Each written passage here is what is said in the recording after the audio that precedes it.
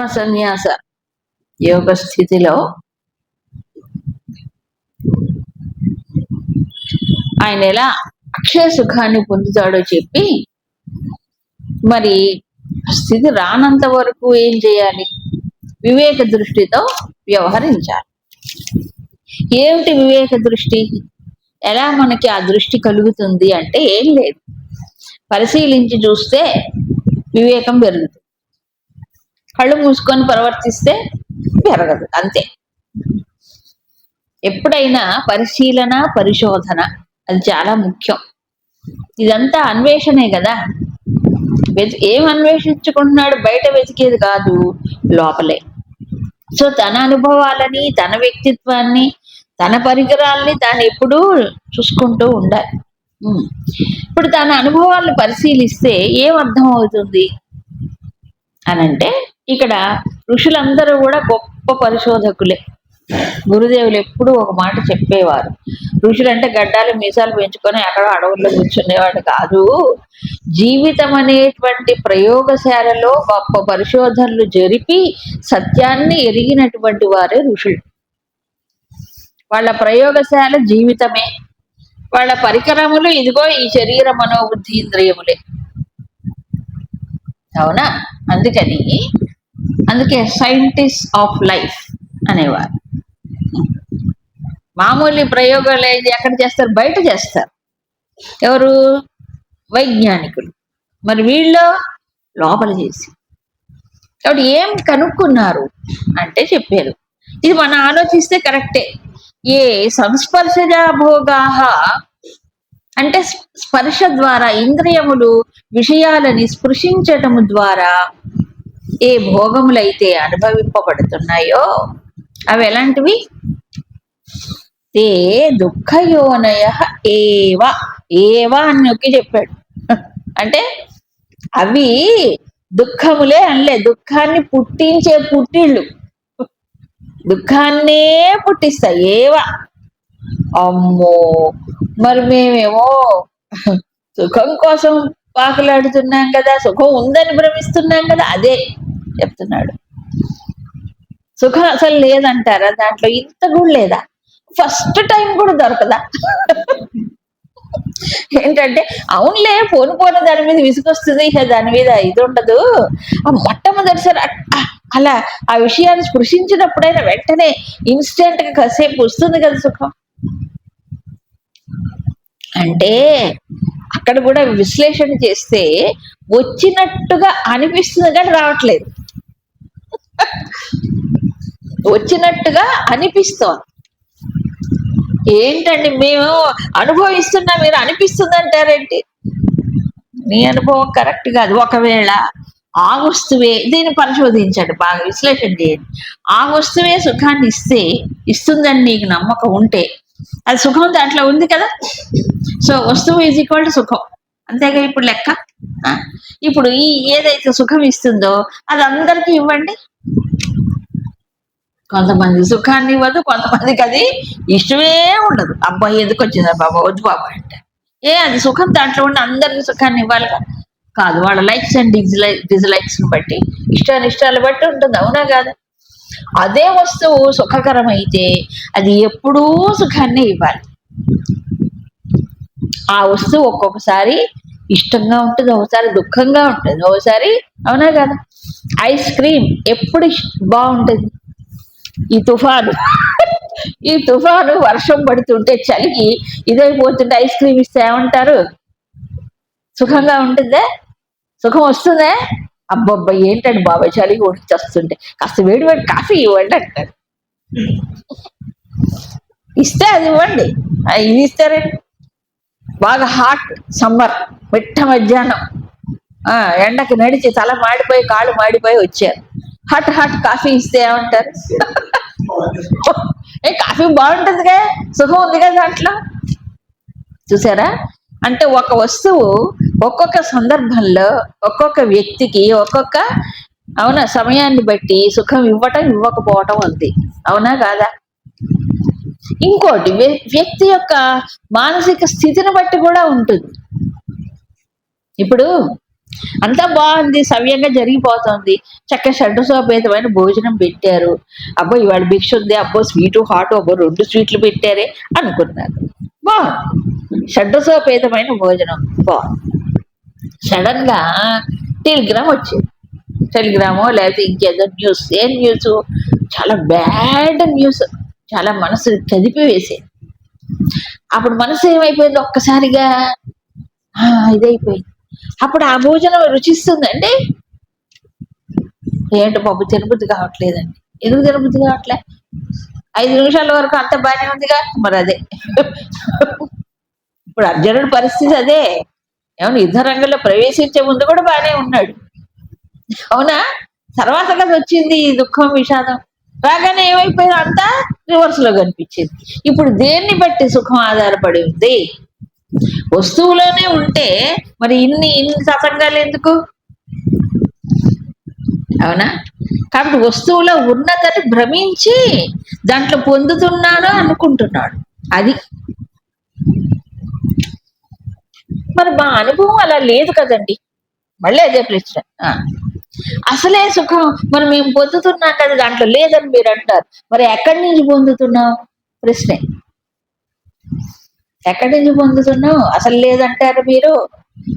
దానికి గురుదేవులు చెప్తారు, వస్తువు యందు ఆసక్తి కలిగినప్పుడు, ఇచ్చ కలిగినప్పుడు, లేదా అది అలవాటు అయిపోయింది, అది మనకి ఇంకా ప్రాప్తించలేదు, అలవాటు వస్తువులో ఉందనుకోట.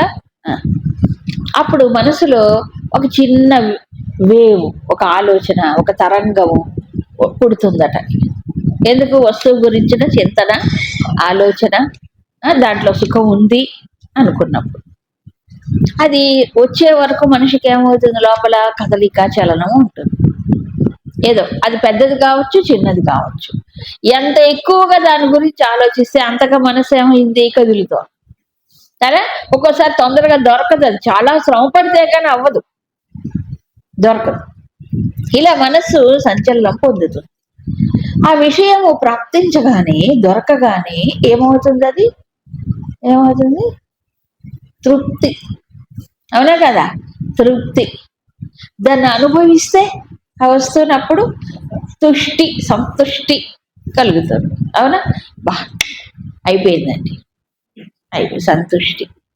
ఎంతసేపు ఆ సంతుష్టి? మళ్ళీ ఇంకో వస్తువు వైపు వెళ్ళనంత వరకే.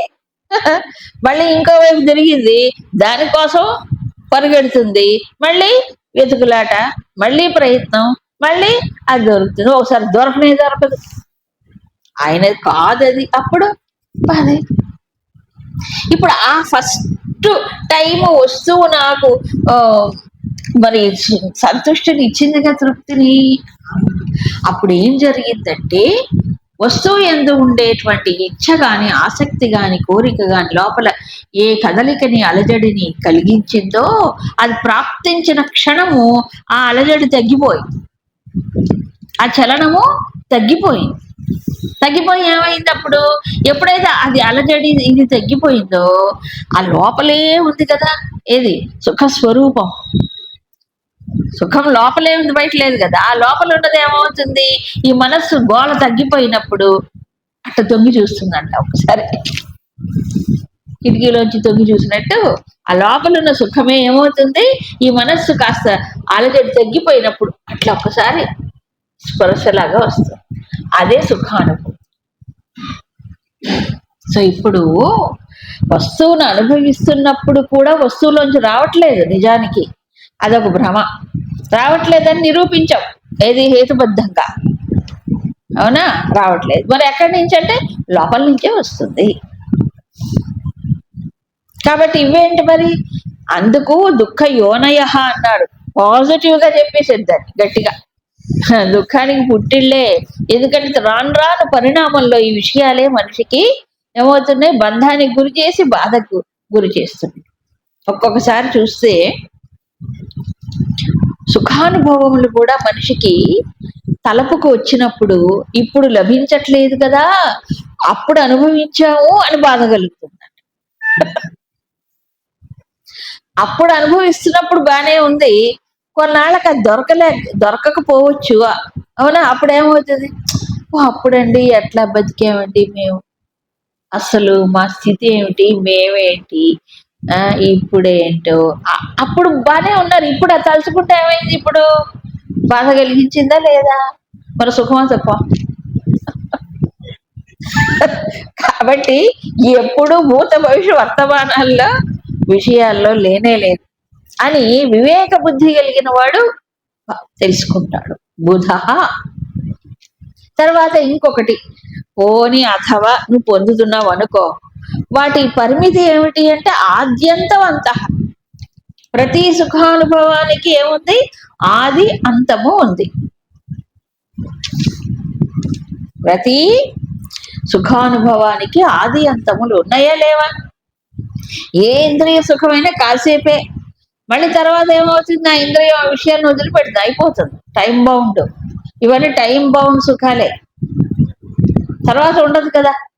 ఒకవేళ అనుకున్న ఆ వస్తువుని ఎంతసేపు అనుభవిస్తాడండి మనిషి, ఎంతసేపు వదిలిపెట్టాల్సిందే, బోర్ కొట్టదా, మళ్ళీ ఇంకో పని చేసుకోవాలి కదా. అవునా? కాబట్టి ఏదైనా పరిమితమే. అందుకే అన్నారు పెద్దలు, కంట్రోల్డ్ ఇన్వాల్వ్మెంట్.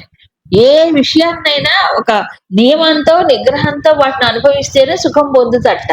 నియమ నిగ్రహాలు తప్పాడు అనుకోండి, వాడు ఏమవుతాడు, దాంట్లో వాడికి అప్పుడు వెగటొచ్చేస్తుంది.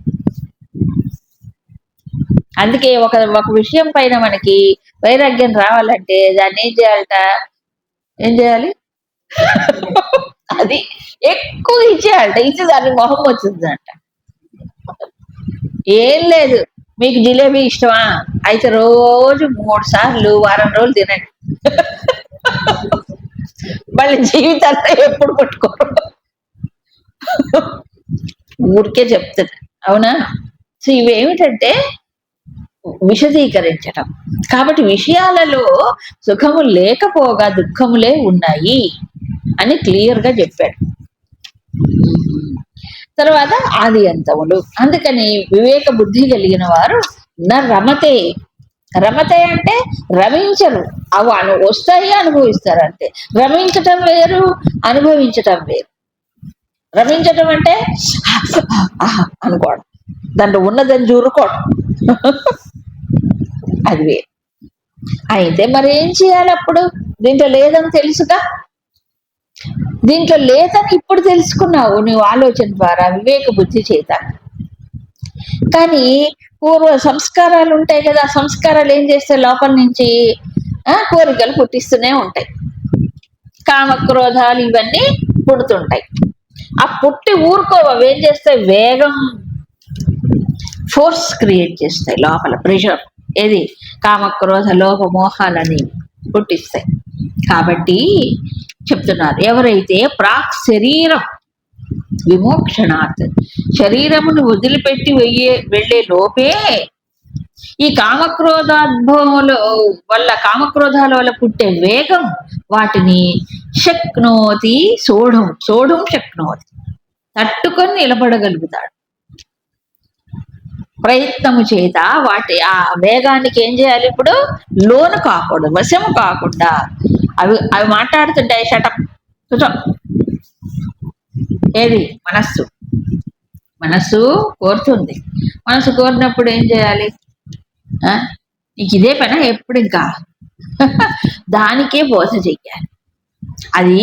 అది ఏదో తెలియక మనసు ఏదో చేస్తున్నప్పుడల్లా ఈ జ్ఞానం అక్కడ ఉపయోగించుకోవాలి. ఈ బుద్ధిలో జ్ఞానం ఉంది కదా, శాస్త్రం ద్వారా పెద్దల ద్వారా మనం తెలుసుకున్న జ్ఞానాన్ని ఎవరికి చెప్పాలి, అది బయట కోరిక పుడుతున్నప్పుడల్లా, ఇదేనా నీకు పని, నువ్వు ఇదేనా నేర్చుకున్నావు, ఇంతేనా నీకు అర్థమైంది, ఎవరికి చెప్పుకోవాలి, దానికే చెప్పుకోవాలి. దాన్ని లేదని తెలిసి ఎందుకు పోయి దాన్ని దానితో షాక్ ఇదంతా. అవునా? అది అలా నెమ్మదిగా ఏం చేయాలి, జ్ఞానము చేత మనస్సుని తీర్చుకోవాలి. Taming the mind. కుక్కల్ని పిల్లుల్ని ఏం చేస్తారు, వాటికి నెమ్మదిగా నిమరటం కాదు, వాటిని తన వశం చేసుకుంటారు, టేమింగ్ అంటారు దాన్ని. మచ్చిక చేసుకోవడం. అలాగే ఈ ఇంద్రియాలు మనస్సు ఏమవుతుందంటే ఫోర్స్, అవి మాట వినవు. ఆయన నెమ్మదిగా బుజ్జగించి నచ్చజెప్పి దానికి జ్ఞానాన్ని ఇచ్చి వాటిని ఏం చేయాలి, మచ్చికి తీసుకోవాలి. అదే అందుకే అప్పుడు తట్టుకొని నిలబడతాడు. లేకపోతే మనస్సు సామాన్యం మహావేగం, అది కొడుతుంది. తట్టుకొని నిలబడగలిగిన వాడు ఏమవుతాడు, యుక్త అంటే సమతుల్యంగా ఉంటాడు అన్నింటిలో. సహ సుఖీ, అలాంటి వాడే సుఖాన్ని పొందుతాడు. లేకపోతే మాటికి మనస్సు ఇంద్రియములన్నీ తోస్తూ ఉంటే బయటికి మాటికి పరుగులు పెట్టి పెట్టి పెట్టి ఏమవుతున్నాడు, అలసట. మనస్సు యొక్క డిమాండ్లు, అవునా కాదా, కామక్రోధాలు వేగాలని చెప్పాడు. మహావేగం, అబ్బో తట్టుకోగలేడు మనిషి, అందుకే వశమైపోతుంటాడు వాటి. అందుకని ఎప్పుడు ఎలర్ట్గా వేగాన్ని పుంజుకోక ముందే టిక్కు టిక్కు తంచేయాలి. ఆ వేగం పుంజుకుంటే మళ్ళీ కష్టం. అందుకే భగవాన్ 2వ అధ్యాయంలో క్లియర్గా చెప్పాడు, ఆ వేగం పుంజుకోవడానికి ముందు 2 స్టెప్స్ ఉంటాయి. కామోద్భవానికి ముందు ఏముంది, ధ్యాయతో విషయాన్ని పుంసహ, ఆ విషయాన్ని ధ్యానించటం ఫస్ట్ ప్రారంభం అవుతుంది. తర్వాత సంగహతేషు ఉపజాయితే, తర్వాత సంఘం మానసికంగా దానితో ఒక అతుక్కుపోవడం జరుగుతుంది. తర్వాత సంగాత్ సంజాయితే కామం, 3వ స్థాయి అది. 3వ స్థాయి వచ్చేటప్పుడు వేగం వచ్చేసింది దానికి. సో వేగం ఎవరిచ్చారు దానికి, మనసే ఇచ్చింది. ఎలాగిచ్చింది, దాన్ని ధ్యానించటం వల్ల. దేన్ని, భగవద్ ధ్యానాన్ని వదిలేసి విషయ ధ్యానం చేసింది, అంతే. ఏ విషయాన్ని ఎక్కువ చింతన చేస్తామో ఆలోచిస్తామో అది బలం పుంజుకోదా, మాటికి ఆ సంస్కారం దృఢమయ్యి అదే మాటికి వస్తుంది పైకి. అంతే, మనం చేసిందే. ఇప్పుడు మనమే దాన్ని తిప్పుకోవాలి. సో విషయాల గురించి అవసరమైనంత ఆలోచించాలి. బుద్ధి ఉంది కదా, తప్పదు మరి ఆలోచించాలి. కానీ విషయాన్ని ధ్యానించొద్దు, అదే పనిగా వాటి గురించి ఇది చేయకూడదు, అది ప్రమాదం అవుతుంది. అవునా? సో వేగం పుంజుకోకుండా జాగ్రత్త పడాలి. పుంజుకున్నది అనుకోండి ఎప్పుడైనా తట్టుకోవాలి. తట్టుకోవడానికి జ్ఞానాన్ని ఉపయోగించుకోవాలి. అలాగే అప్పుడే సుఖం వస్తుంది.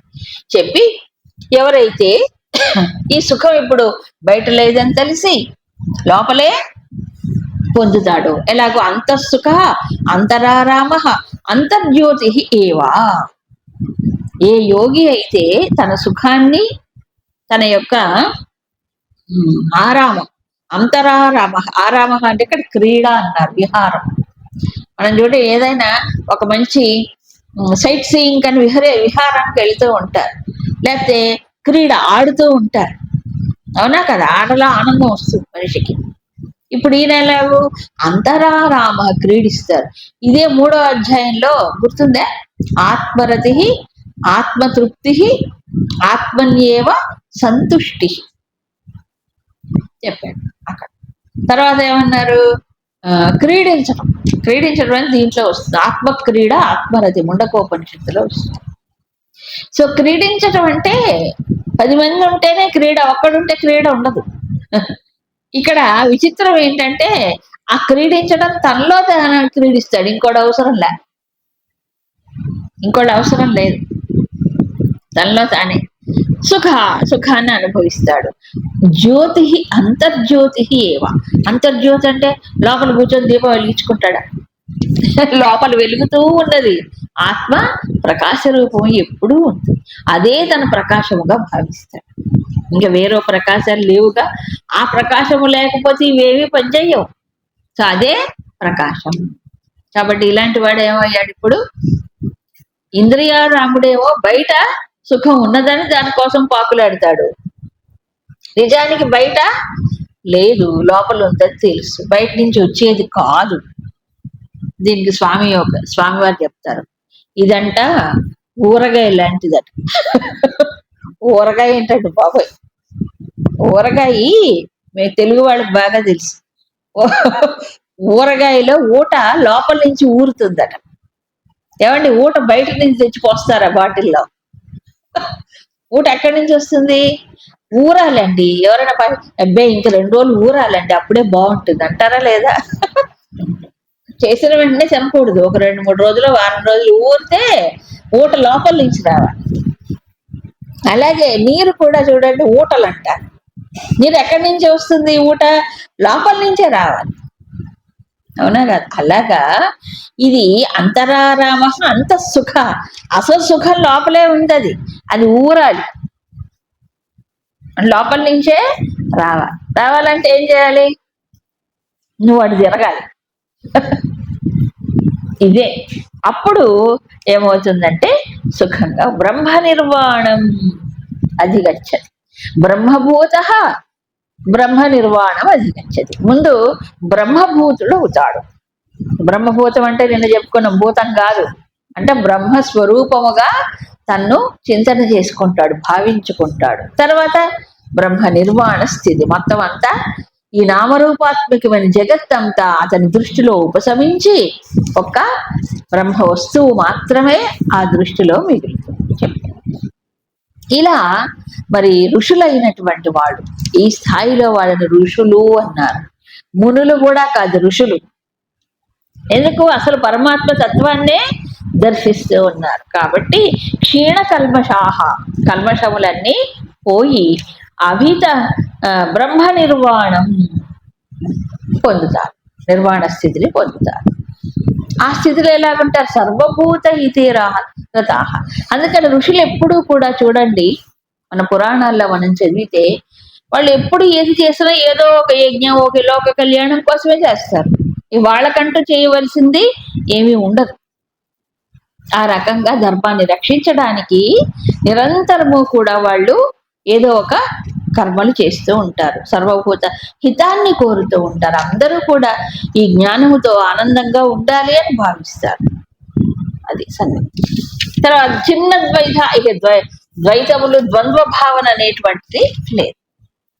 ఈ ప్రకారంగా విదితాత్మనాం, తన ఆత్మను ఎరిగినటువంటి వాడు, యతచేతసాం, తన యొక్క చిత్తాన్ని బాగా నియమించినటువంటి యతులు, కామక్రోధ వియుక్తాన, అది కూడా చెప్పాడు, తన యొక్క పరిశీలన ద్వారా, చింతన ద్వారా కామక్రోధములు వేగాన్ని తట్టుకోవడం కాదు, వియుక్తానం అంటే వదలగొట్టుకున్నాడు.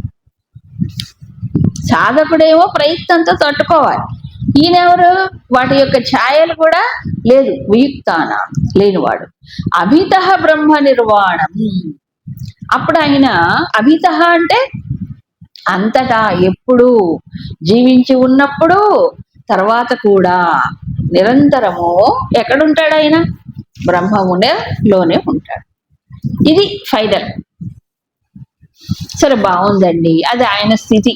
మరి మా స్థితి ఏమిటి? దీనికి ఎలా సాధన చెయ్యాలి? ఓ ప్రణాళిక ఇచ్చాడు. అందులో మొదటి స్టెప్ ఏంటి? స్పర్శాన్ బాహ్యాన్, బాహ్యమైనటువంటి స్పర్శలు. స్పర్శలు అంటే ఏంటి? విషయాలు. విషయాలు ఏమవుతాయి? ఇంద్రియాల చేత స్పృశింపబడతాయి కదా, వాటిని స్పర్శ అని అన్నారు. శబ్ద స్పర్శ రూపరసగంధాలని స్పర్శ అని అన్నాడు. వాటిని ఏం చేయాలి?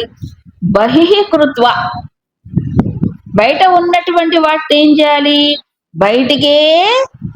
బయటనే ఉంచాలి. అసలు ఈ వాక్యమే సమంజసంగా లేదు. అవి పక్కన బయట ఉన్నాయి అని చెప్తున్నారు. బాహ్యాన్ అంటే ఏంటి? బయట ఉన్నాయి. బయట ఉన్న వాటిని బయటే ఉంచటం ఏంటి? బయట ఉన్నాయి కదా, బయట ఉంచటం ఏంటి? ఇంకా బాగా అర్థం చేసుకోండి. బాహ్యాన్ స్పర్శాన్ బహిః కృత్వ అంటే బయటకి చేయాలి, బయటే ఉంచాలి. బహిః అంటే బయట ఉంచాలి. బయట ఉన్నాయి అంటున్నారు, బయట ఉంచాలంటున్నారు. లోపలికి వస్తే బయటకు పంపిస్తాం, లోపల ఉంటే బయటకు తీసుకెళ్ళి పెడతాం. బయటే ఉన్నాయి కదా.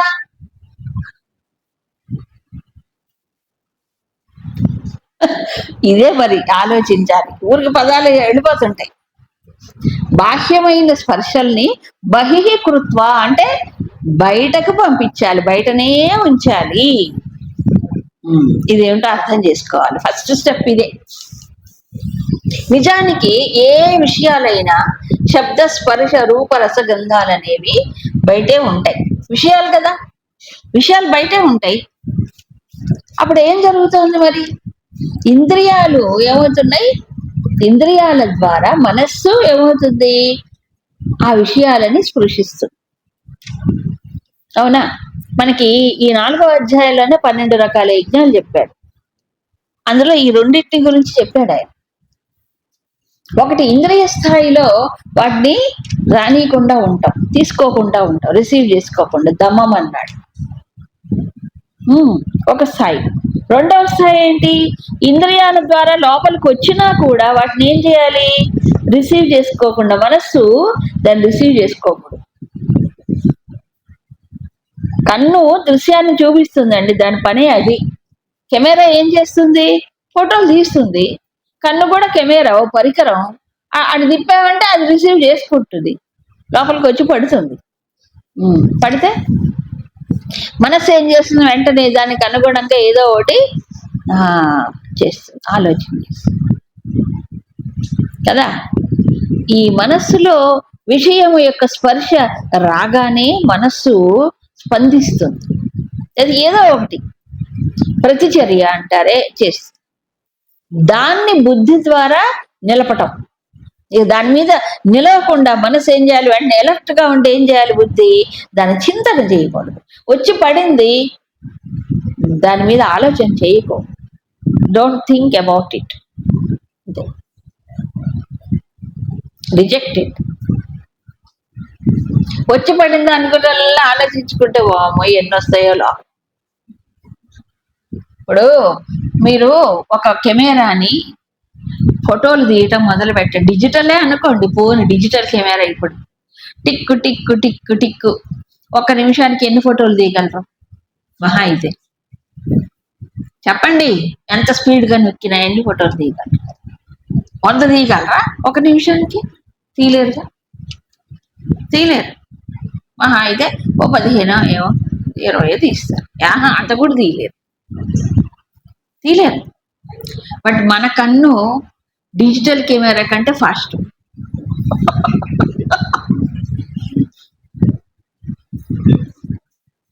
మనకు ఒక్కటే కాదు కదా ఇంద్రియం. ఇలాంటి ఇంద్రియాలు ఎన్ని ఉన్నాయి, 5 ఇంద్రియాలు ఉన్నాయి. ఈ 5 ఇంద్రియాల నుంచి ఇవేమవుతున్నాయి, అన్ని పక్కల నుంచి వస్తున్నాయి లోపలికి. బాగా ఆలోచిస్తే అన్నింటి గురించి మనం ఆలోచిస్తున్నావా చెప్పండి? ఎన్నో వచ్చి పడుతున్నాయి, అన్నిటి గురించి ఆలోచిస్తున్నావా? మరి ఏదో మనకి దేనిపైన పూర్వ సంస్కారం ఉందో, ఇచ్చ ఉందో, సంఘం ఉందో, దాని గురించే ఆలోచిస్తాం, అవునా కాదా? Selected things. ఇప్పుడు ఇన్ని రూపాలు నా కళ్ళల్లో వచ్చి పడుతున్నాయి, వీటన్నిటి గురించి నేను ఆలోచిస్తానా ఏంటి? ఆలోచించడం. అవునా? ఫ్రీడమ్ మనకు ఉందా లేదా చెప్పండి? లోపలికి ఒకవేళ ఈ ఇంద్రియం లోపలికి తెచ్చి పడేసేయ అనుకోండి, దాని గురించి ఎందుకు ఆలోచించడం? మనం కావాలంటే దాని గురించి ఆలోచించకుండా ఉండొచ్చు. వాడికి బుద్ధి లేదు, ఇంద్రియాలకి. ఈ ఇంద్రియాలు ఛానల్స్ గొట్టాలే కదా, గొట్టాలి కాబట్టి వస్తాయి.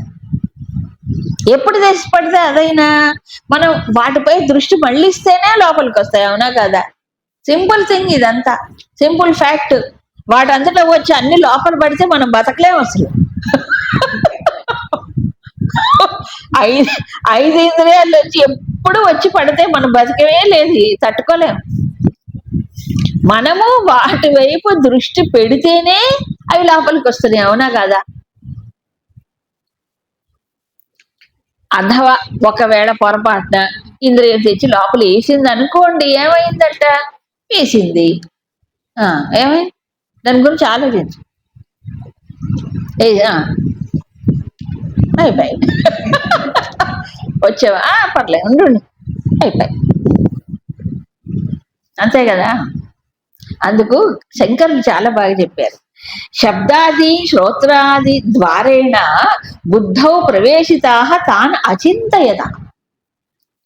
ఈ శ్రోత్రాది ఇంద్రియముల ద్వారా విషయాలు లోపలికి వచ్చి పడినప్పుడు ఏం చేయాలి? అచింతయత అంటే దాని గురించి నువ్వు ఆలోచించకు, అయిపోతుంది అక్కడ పని. ఇదే బాహ్య విషయాన్ని బయట ఉంచటం అంటే. చాలా సున్నితమే. బయట ఉంచటం. కానీ అలా చేయడు కదా మనిషి. ఏం చేస్తున్నాడు, ఈ సంస్కారాల ప్రభావము కానీ అలర్ట్ గా లేకపోవటం వల్ల లోపలికి వస్తే ఉండు ఇంకా ఉంచుకొని దాన్ని పీటేసి దాన్ని కూర్చోబెట్టి దాని గురించి ఎక్కువ ఆలోచన, ఆ ఎక్కువ విషయాన్ని గురించి చింతన చేసినా కొద్ది అది ఏమవుతుంది, బలపడుతుంది. సో మనమే బలం ఇస్తున్నాం దానికి. ఎవరిస్తున్నారు బలం? మనమే బలం ఇస్తున్నాం.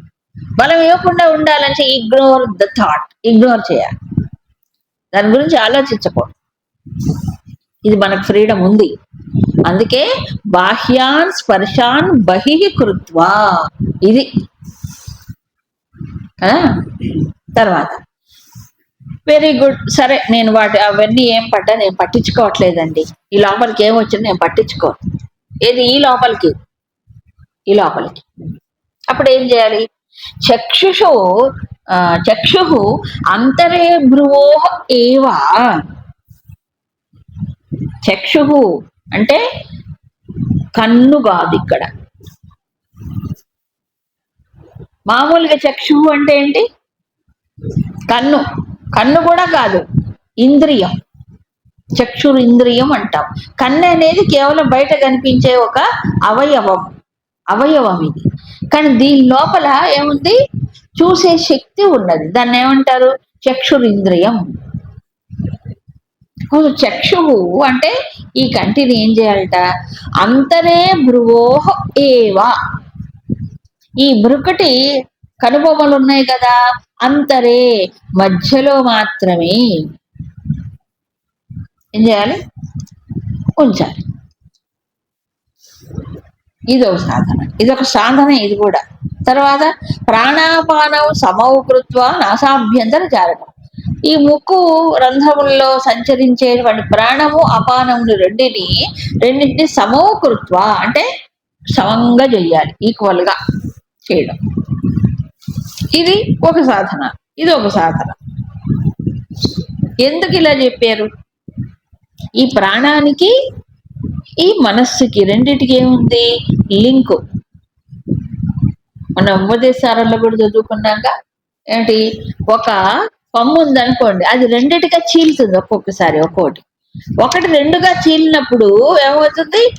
ఒకటి గదిలితే రెండోది గదిలితే, ఒకటి ఆపితే రెండోది ఆగుతుంది. అలాగా చెట్టుకి ఒక కొమ్మ రెండు బ్రాంచెస్ గా చీలినట్టు ఈ మనస్సు ప్రాణము అలా ఉంటుంది. దీన్నే భగవాన్లు చిత్తవాయవ చిత్క్రియాయుతా ఎక్కడ ఉపదేశారని చెప్తారు. చాలా సూక్ష్మమైనవి కూడా. చిత్తవాయవ అంటే చిత్తము, మన మనస్సు. తర్వాత వాయువు అంటే ప్రాణం. ఈ రెండు, వీటికి మూలం ఏమిటి తెలుసా? చిత్తే. చిత్ అంటే మనలో చైతన్యం ఉంటేనే మనస్సు ఏం చేస్తుంది? ఆలోచిస్తుంది. తర్వాత మనలో చైతన్యం ఉంటేనే ఈ వాయువు ఏమవుతుంది? సంచారము చేస్తుంది. మూలం అదే, చిత్తే, చైతన్యమే. అది లేకపోతే ఈ రెండు కదలవు. అవునా కాదా? సో మూలం అది. అప్పుడు ఆ మూలాన్ని చూడాలంటే ఏం చేయాలి? ఈ రెండిటి యొక్క కదలికల్ని ఆపాలి. రెండిటి యొక్క కదలికల్ని ఆపాలి. ఏదైనా అంతే, మూలాన్ని చూడాలంటే ఆపాలి. ఇప్పుడు సినిమా స్క్రీన్ మీద కదులుతోంది, సినిమా ఆడుతోంది, బొమ్మలన్నీ కదులుతున్నాయి, అన్నీ మనం వింటున్నాం, చూస్తున్నాం. ఈ బొమ్మలు ఆడుతున్నంతసేపు మనము వెండి తెరని చూడలేం. అవునా? బొమ్మలు ఆగిపోతే వెండి తెర కనిపిస్తుంది. బొమ్మలు ఆగిపోయాయి అనుకోండి, అప్పుడు వెండి తెర కనిపిస్తుందా లేదా? ఇప్పుడు మనం చేయాల్సింది అదే. ఈ బొమ్మలాట జరుగుతూనే ఉంటుంది. ఏ బొమ్మలాట? ఈ విషయాలు వస్తున్నాయి, లోపలికి పడుతున్నాయి, ఈ మనస్సు మాటి మాటికి బయటికి పోతుంటుంది. సో ముందు ఏం చేయాలి? ఈ బయటవి లోపలికి రాకుండా ఉండాలి అంటే ఏం చేయాలి? బుద్ధి వాటి గురించి చించకూడదు. మరి ఏం చేయాలి అప్పుడు? దీని దృష్టిని, చక్షు అంటే దృష్టి, కన్నుగా దృష్టి అని అర్థం. ఈ దృష్టిని మురుకుటి మధ్యలో, కనుబొమ్మల మధ్యలో పెట్టాలన్నాడు. అక్కడే కనుబొమ్మల మధ్యలో పెట్టాలంటే వెంటనే హఠయోగులు గుర్తొస్తారు. హఠయోగం అని ఒకటి ఉంది, అది బాగా హఠం, శరీరంతో చేసేటువంటి ఒక సాధన. అంటే ఏం చేస్తారు, ఈ రెండు కళ్ళు తీసుకొని ఇటు పెడతారు. శాంభవి ముద్ర అదొక ముద్రే. అయితే బాగా విపరీతమైన స్ట్రెయిన్తో, అంటే ఏంటి, బలవంతంగా తీసుకొచ్చి అక్కడ పెడతారు. బలవంతంగా తీసుకొచ్చి పెట్టేటప్పటికి అది అతి సున్నితమైనటువంటి ప్రాంతం ఇదంతా. అసలు మొత్తం ముఖమంతా ఇంద్రియములు కానీ అక్కడ ఎక్కడ ఉంటాయి, ఇక్కడే ఉంటాయి అన్ని ఇంద్రియములు, జ్ఞానేంద్రియములు. దానికంటే సున్నితం మనస్సు, మహాసూక్ష్మం వేగం. మనస్థానం ఏమిటి, ఆజ్ఞాచక్ర స్థానం. ఈ బురుకుటి మధ్యలో ఏముంటుంది, ఈ బురుకుటి మధ్యలో కొంత పై భాగంలో ఆజ్ఞాచక్ర స్థానం ఉంది, అవునా కాదా? సో దృష్టిని ఎక్కడ నిలపాలంటారు, మనస్సులో. ఆజ్ఞాచక్ర స్థానం ఏంటంటే మనస్సు. ఇక్కడ సర్వసాధారణంగా చూడండి, ఇలా నిలవ దృష్టి ఎవ్వరికి కూడా, ప్రయత్నం చేస్తే తప్ప. మామూలుగా ఎటుపోతుంది, ఆలోచన ఎటుంటే అటు చూపు పోతుంది, అవునా కాదా? మీరు అటు చూసారనుకోండి, ఏం పోయింది అక్కడ, మైండే పోయింది. అబ్బాయి నేను వింటున్నానండి, ఒట్టి మాటలే వింటే అటు ఎందుకు చూస్తావు, దిక్కులు దిక్కులు చూస్తున్నానంటే వినట్లేదని అర్థం, అవునా? అంతెందుకండి బాబోయ్, చూస్తూనే ఉంటాను లోపలికి పోదు, మనసు ఎటు పోతుంది ఏంటన్నది ఇట్లా. అటు చూస్తే అసలే ఆలోచన రాదు, అవునా? చూస్తూనే ఉంటుంది కానీ మనసు ఇక్కడ ఉండదు. ఏమైంది, కళ్ళల్లోకి ఏం వెళ్ళిపడవు, చెవుల్లోకి ఏం వెళ్ళిపడవు, మనసు ఎక్కడ ఉంటుంది, అవునా కాదా? ఇప్పుడు ఈ యొక్క సంచారం ఆపాలంటే ఏం చేయాలి, ఈ దృష్టిని ఒక కేంద్రంలో నిలపాలి. ఏమిటి ఆ కేంద్రం, మొత్తం శరీరంలో ఒక్కొక్క స్థాయిలో, ఒక్కొక్క ఉపనిషత్తులో ఒక్కో దాంట్లో ఒక కేంద్రాన్ని మనకి చెప్పారు. దృష్టి నిలపటానికి నాభిలో నిలపాలని కొంతమంది చెప్తారు, హృదయ స్థానంలో నిలపాలని కొంతమంది చెప్తారు, అవునా? ఈ ఇక్కడ నిలపాలని కొంతమంది, రకరకాలుగా ఉన్నాయి సాధనలు వాళ్ళ స్థితిని బట్టి, అవునా? ఇక్కడ చెప్పింది ఏమిటంటే ఆజ్ఞాచక్ర స్థానం అంటే మనస్సు యొక్క కేంద్రం. మనస్సే కాదండి, సంకల్పం ఏంటి, ఆలోచన ఏంటి, మొత్తం అన్నిటికీ సూక్ష్మమైనటువంటి ప్రతి క్రియకి ఇదే కేంద్రం, ఆజ్ఞాచక్ర స్థానం కదా. అక్కడ దృష్టి నిలిపినటువంటి వాటికి కేంద్రీకరించడం, బలవంతంగా చేయకూడదు, నొక్కి పట్టకూడదు, ముక్కుతో ఓలుగుతూ చేయకూడదు. ఇప్పుడు మొదటి దాంట్లో సక్సెస్ అయిన వాడు రెండోది చేస్తాడు. అంటే ఏమిటి, బాహ్య విషయాల గురించినటువంటి చింతన చేయడం ఆపేయడం, అవునా కాదా? చింతన చేయడం, బాహ్య విషయాలు అంటే ఏంటి, ఇంద్రియాల ద్వారా వచ్చేవే కాదండి, ఆ లోపల ఉన్నవి కూడా ఉంటాయి కదా. ఏవి లోపల ఇంతకు ముందు అనుభవించినవి, ఇంతకు ముందు అవి కూడా విషయాలే కదా. అవి ఎక్కడి నుంచి వస్తాయి, ఎక్కడి నుంచి వస్తాయి, లోపల నుంచే వస్తాయి. సో ఇప్పుడు బాహ్య విషయాల్లో ఏం చేశాడు మనిషి, లోపల పెట్టుకుని వాటి గురించి ఆలోచిస్తున్నాడు, అవునా కాదా? అవునా? మనం పెట్టుకుంటే ఉంటది స్టాక్, మనం పెట్టుకోకపోతే ఉండదు. మనం పెట్టుకుంటాం, దాని గురించి ఇంకా ఎక్కువ ఆలోచన చేస్తాం, అది. కాబట్టి ఏం చేయాలి లోపల, అందుకే ఖాళీ చేసుకో అంటారు ఖాళీ చేసుకోవాలి అంటే వాటికి బలాన్ని, విలువని ఇవ్వద్దు. ఇది చేయడం అభ్యాసం చేస్తే దాని తర్వాత దృష్టిని ఏం చేయాలి, మనస్సులో నిలపాలి, అంటే ఆజ్ఞాచక్ర స్థానంలో నిలపాలి. ఎలా నిలపాలి అంటే దానికి ఒక సాధన చెప్పాడు. కొద్దిగా కంటి చూపుని కిందికి కాకుండా స్ట్రైట్ గా విషయం పైకి కాకుండా చక్ర స్థానం వైపు దృష్టి మళ్లించటం. కొద్దిగా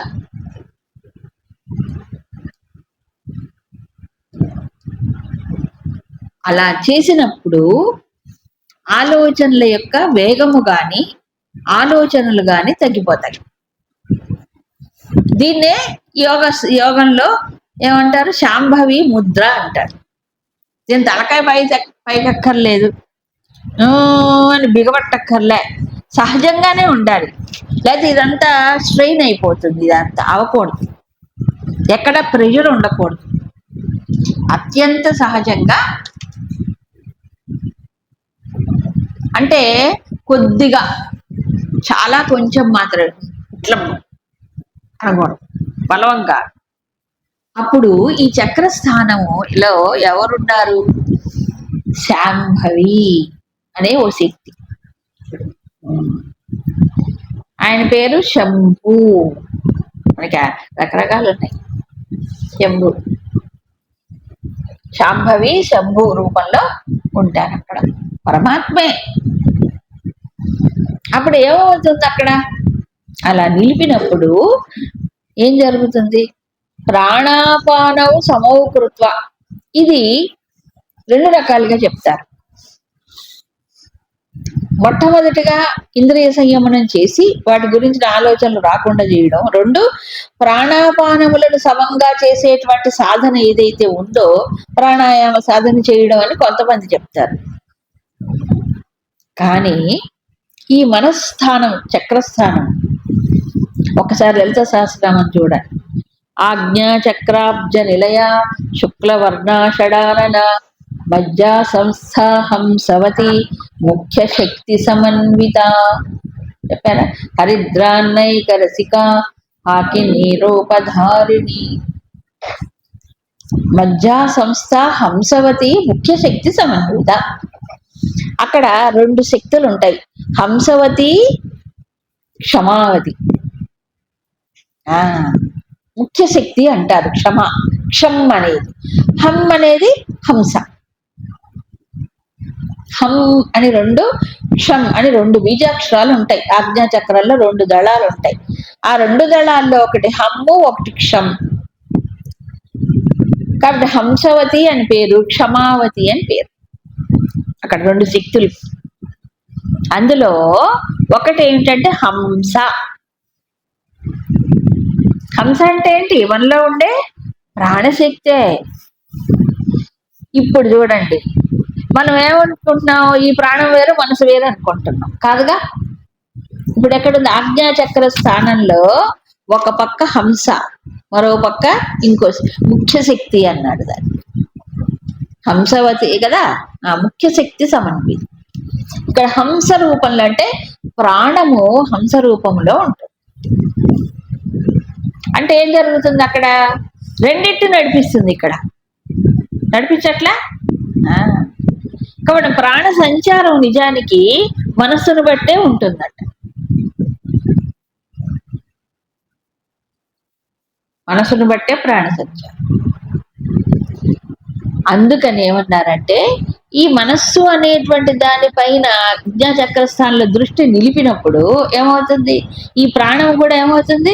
రెగ్యులేట్ అవుతుంది. అంటే ప్రాణాపానములు సమంగా ఉంటాయి. ఏది? మనస్సు. దీనికి కారణం ఏం లేదు.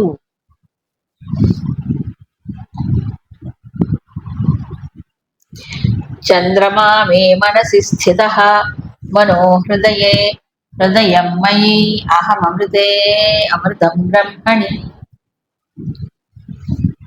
మన చంద్రుడు, మన లోపల చంద్రుడు, సూర్యుడు, అగ్ని అందరూ ఉన్నారుగా. ఆకాశంలో కాదు, ఇక్కడ కూడా ఉన్నాడు. ఆ చంద్రశక్తి ఎక్కడున్నాడు? చంద్రమామే మనసి స్థిత అంటే మనస్సులో. మనసు ఎక్కడుంది? మనో హృదయే.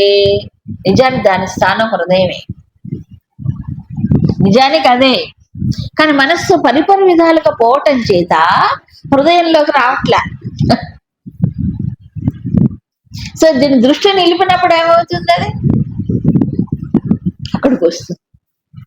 అక్కడ నిలిపినప్పుడు ఈ హంస అనేటువంటి ప్రాణం ఏమైంది, చక్కగా బ్యాలెన్స్ అవుతుంది సమంగా. సమంగా అంటే ఏంటి, ప్రాణ అపానములు సమంగా పోతుంది. ఇది నిలిపినప్పుడు. నిలపడం లేనప్పుడు ఏం చేయాలి, ముందు ప్రాణాపానను సమంగా చేసుకోవాలి. దేని ద్వారా, కొంత ప్రాణాయామ అభ్యాసం ద్వారా మొత్తానికి బ్యాలెన్స్ గా చెయ్యాలి. ఎందుకు సమౌకృత్వ అన్నాడంటే ఈ రెండు సమంగా పోతేనే మనసు నిలుస్తుందట. ఇది అటు ఇటు ఇంబ్యాలెన్స్ అయింది అనుకోండి, మనసులో అలజడి ఇవి ఎక్కువైపోతాయి. అందుకని ప్రాణాయామం ద్వారా దీన్ని సమంగా చేసుకోవచ్చు.